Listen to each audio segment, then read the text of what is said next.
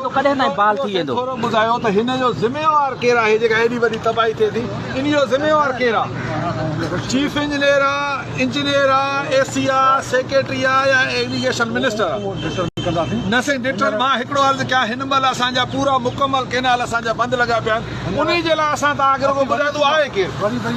न इहो असांखे थोरो इन जा ॿुधायो सवाल आहे असांजे आवाम जो तव्हां खां त इहा तबाही जो ज़िम्मेवार केरु आहे? सेक्रेटरी ज़िम्मेवार आहे, मिनिस्टर ज़िम्मेवार आहे या एसी ज़िम्मेवार आहे? हेॾी वॾी तबाही असांजी थी आहे, हिन महिल पाणी असांजो मुकमल तौरु बंदि आहे, इन जो सवाल जो जवाबु ॾियो, न त 3 ॾींहंनि खां पोइ हिते साॻी तव्हांजे बैराज ते धरणो हूंदो। हीअ सिंध सॼी गवाह अथव, इहो असांखे तव्हां हिन महिल तव्हां हेॾी वॾी तबाही साईं आबादगार पूरी सिंध परेशान आहे। असांजा लखे एकड़ जेका असांजो पोखायलो ॿिजारो आहे उहो सड़े थो, लखे फुटी जा एकड़ असांजा उहे सड़ंदा, कमंद जा सड़ंदा।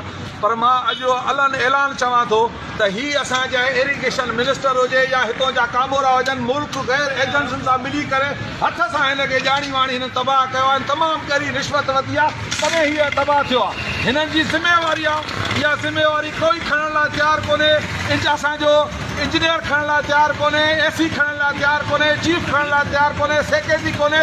तव्हां ॾिठो त मिनिस्टर या कोन खणण लाइ तयारु कोन्हे, त इहो ज़िम्मेवार केरु आहे? ही हेॾी वॾी बैराज आहे, पूरी सिंध जी हिन ते आबादी थी थिए, हिननि खे इहा ख़बर न त केरु आहे? छा हे मुल्क दुश्मन एजेंट सां गॾिजी करे सखर बैराज खे तबाह था कनि? ही प्री प्लानिंग आहे, ही असांजे सिंध जे मारूड़नि खे तबाह करण जो हिकिड़ो तरीक़ो हिननि अख़्तियार कयो आहे। अॻ में हिननि जेको हथरादू कणिक जे हवाले सां तबाह कयो, हिन वक़्तु हिननि बैराज खे जेको आहे सो हथरादू ॾिना अथऊं, हिन जा दरवाज़ा टोड़े हिन खे सिंध खे तबाह ऐं बर्बाद था कनि। इरिगेशन मिनिस्टर ऐं मां चवंदुमि सेक्रेटरी ज़रीफ़ खेड़ो ऐं चीफ इंजीनियर जेको हितां जो आहे, टोटल अमलो ही मुल्क गैर एजेंसियुनि सां मिली करे सखर बैराज खे तबाह था कनि।